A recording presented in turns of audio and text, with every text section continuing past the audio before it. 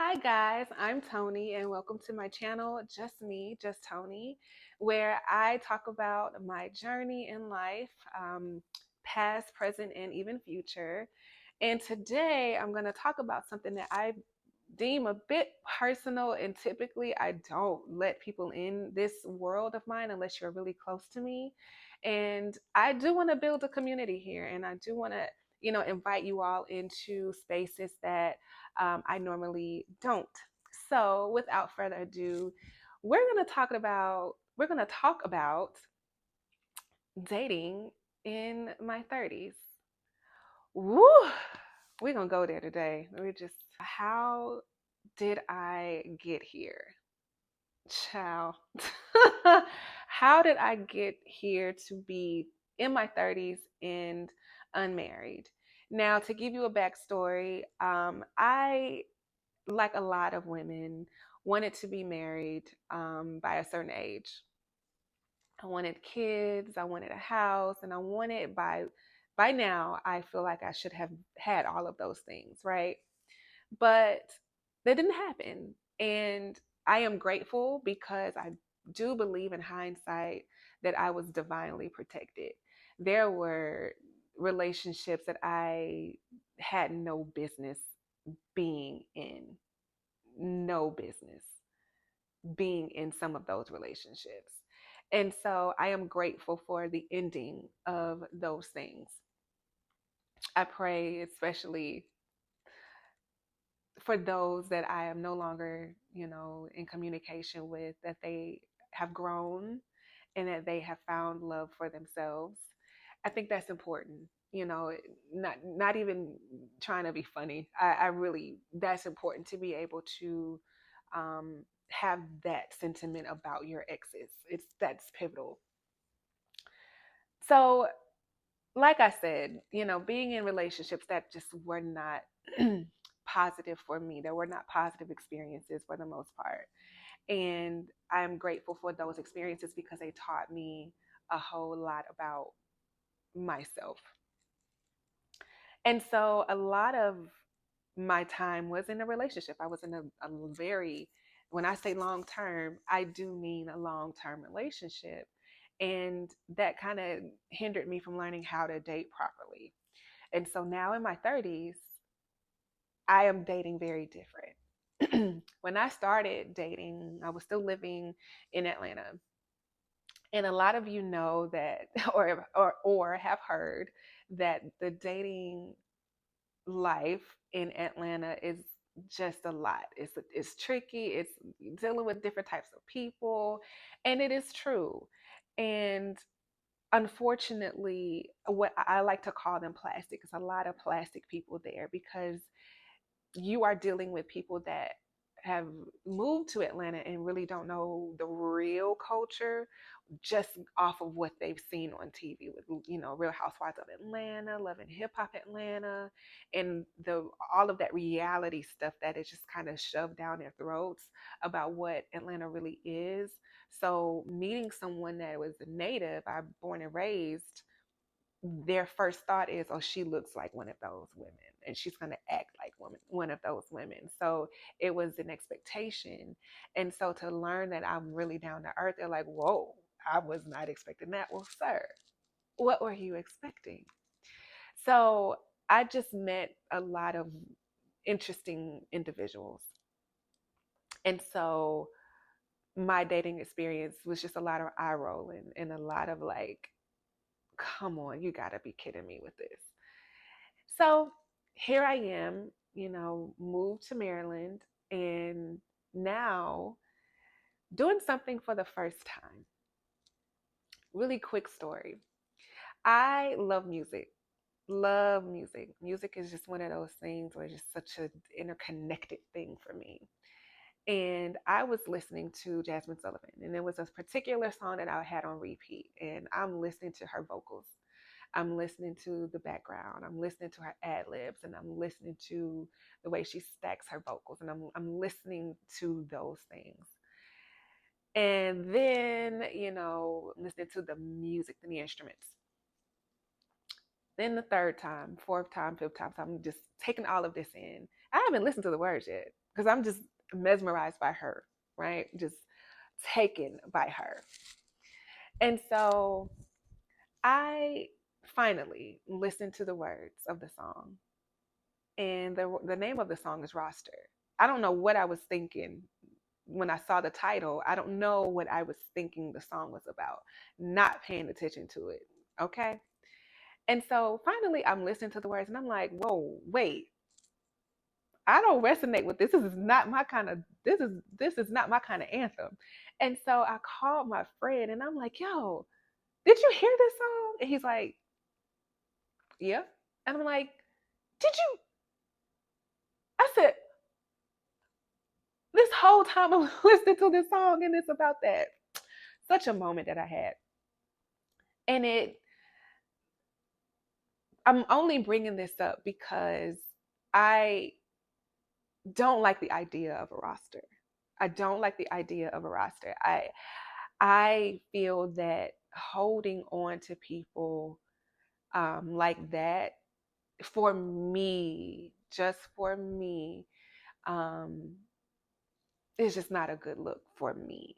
I'm a very intentional person, and I also don't like to have a lot of people in my space, and I don't like to have a lot of access to people like that. However, one lesson that I learned in dating, especially, in my 30s, is it's okay to date multiple people.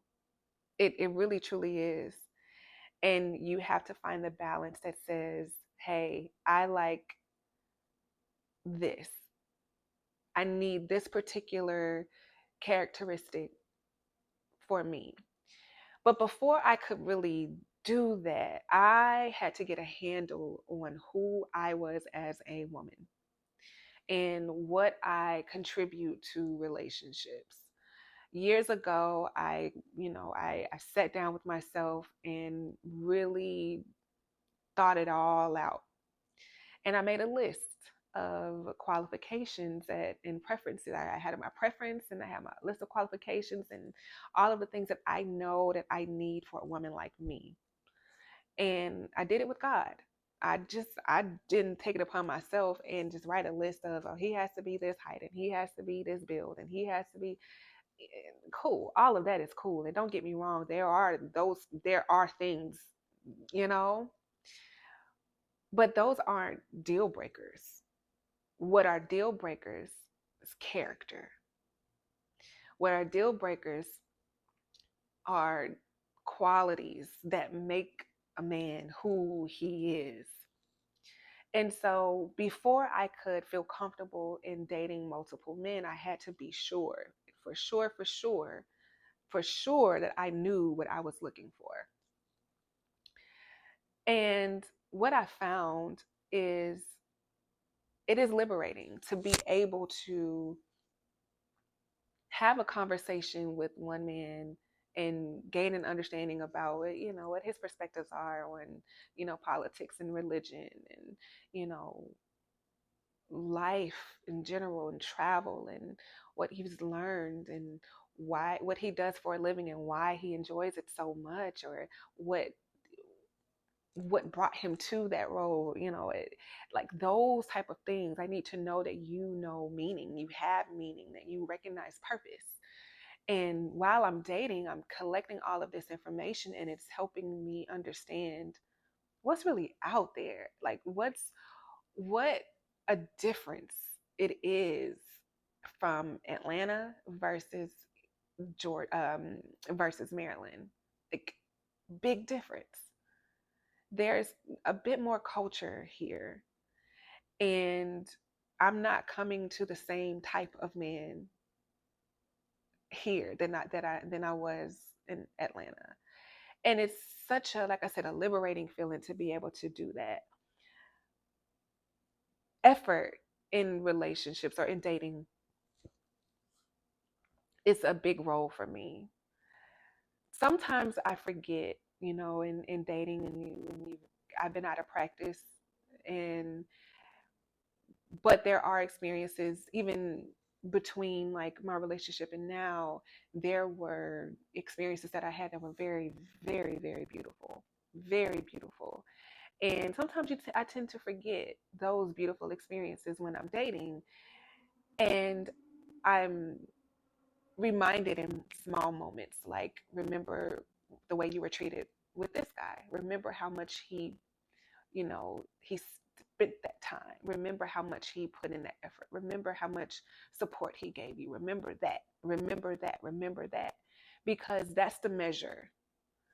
I used to measure my failed relationship and the things that this my ex didn't do as a measure to say this is what I don't want, as opposed to using the beautiful experiences that I had to say that's what I do want. So my perspectives have changed. Action is a non-negotiable. It is a non-negotiable. I will not take you serious. I will not take a man serious if there isn't efforts, any active efforts taken towards me. I believe that with all of the appreciation and all of the compliments that a man will give, I've heard them. You are an amazing woman. You are a beautiful woman. I want to take you out. And you get to a point where you like, okay, cool, thank you. But what does that look like? And then, you get deeper, and then it's I want to do that again. I enjoy myself. I enjoy hanging out with you. I enjoy myself with you. I like hanging out with you. I like being with you. I miss you. When you start to get to that, that's where I lean outward. Not because I don't believe you. I believe you. I believe that you think and feel that way. And I am very appreciative of you sharing that with me. Now, what does that look like? You say you enjoy being with me. You say you enjoy hanging out with me, then that was a good time. Good times don't have to end. And you say you miss me. What does missing me look like? How does that um, translate into action? A man that really wants you puts in that work. There isn't a thing that he would not sacrifice to say, "Hey, you want to hang out? Okay, well, I can make that happen. I can make that happen." If in my experience, if a man isn't putting that energy into you, I'm going to be quite honest, and I had this conversation. I take offense to it. I take it personal. Like if you're telling me these things, and then I may mention like, yeah, when I would love to hang out with you again. When can we hang out? Or I would like to see you this evening, or I would like to see you this weekend. And it is I got this going on and not an alternative. I take offense to it, and maybe I shouldn't. That's the cross that I'll have to carry. But I know for a fact, because again, my past experiences tell me that when a man is really into you, okay, I can make that happen. We may not be able to do this today, but we can make this happen on this day. I can come do this. We can do that this day. There is active effort put towards a woman that a man wants. A man that values you beholds you. There isn't a question, there isn't a doubt. And though sentiments are appreciated, there's effort that is needed. And so for me, dating in my 30s, I no longer have the space to give grace when I know you have the capability of doing it. And it's okay. And I believe that because of the way that I am choosing to date now, I feel like I will have a higher success rate of getting exactly what I want, um, because I'm not waiting around. It's okay to, and I learned this as well. It is okay to be um, patient with a man in um, his leaning to you. It's okay, but you have to find value in him as well. And I know that even with operating at a slower pace, I still have my own personal timeline about how much I'm going to put in to a man before I know I need to move on, because I'm not on hold, and no woman should be put on hold for a relationship. That's just my opinion. It's just those are just my thoughts, and I'm cautious in allowing someone to, you know, just say, give me a little bit more time. I respectfully, I get it. I get it. In my 20s, of course, I'll wait for you because I can. I'm probably not ready either. But now, hmm, I'll, we'll see. And I will be patient with you to a degree. When I see that you are actually doing okay, but until then, I can't hold my breath.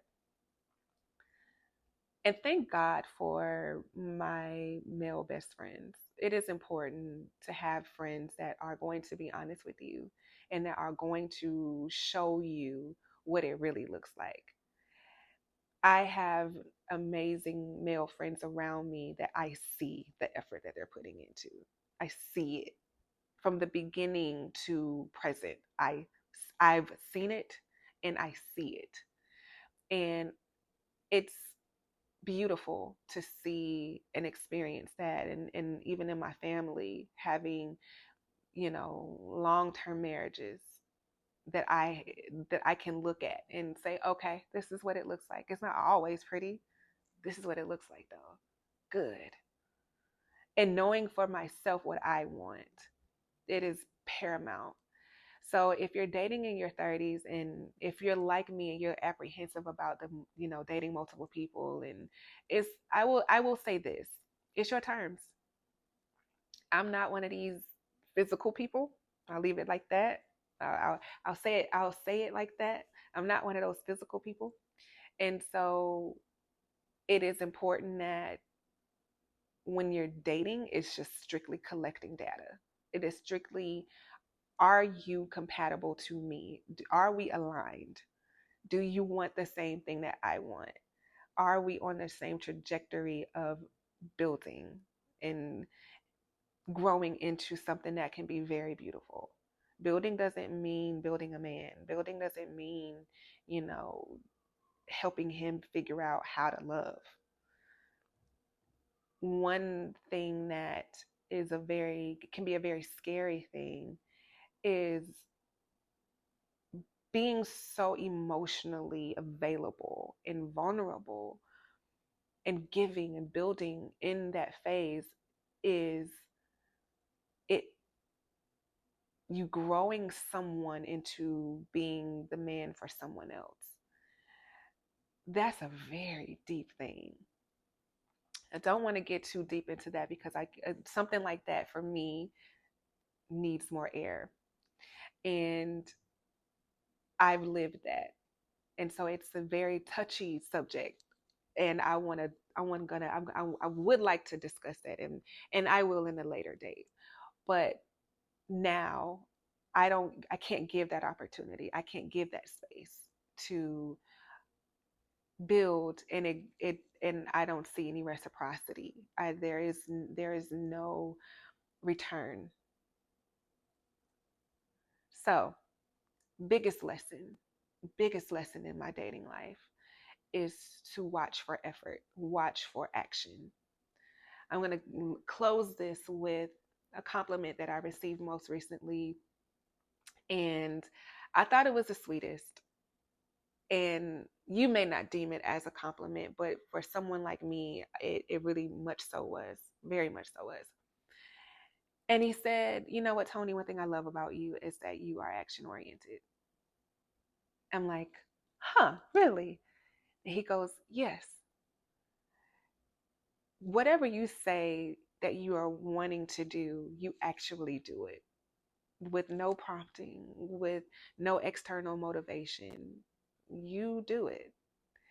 And sometimes you don't know what you are exuding when you're just being, when you're just living your life as you normally would.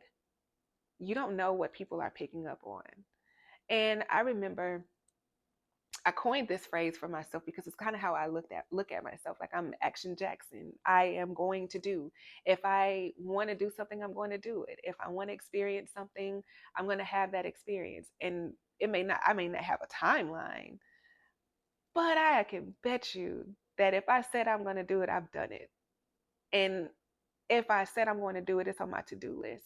And I'm just waiting to be able to, I'm waiting for the opportunity to cross it off my list, or to be able to create the opportunity so that I can cross it off my list.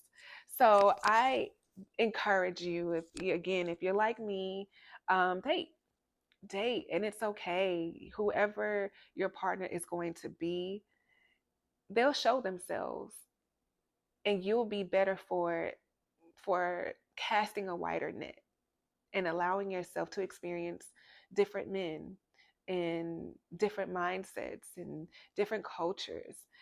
You'll appreciate it. So I hope this video helps. I am going to probably do a second part to this because I want to get into some things that can be very tricky in the dating scenario, and something that I found to be very difficult to navigate. But I've kind of learned um, to appreciate and translate in my 30s. What are some of your experiences in dating in your 30s versus dating in your 20s? What does that look like? How have you navigated that? Are you new to the dating scene? Are you newly divorced? Are you, fresh out of a relationship and kind of nervous? I want to hear from you. So leave your comments below about your experiences dating in your 30s, and so that we all can learn and share with each other. So I will talk to you guys in my next video. Take care.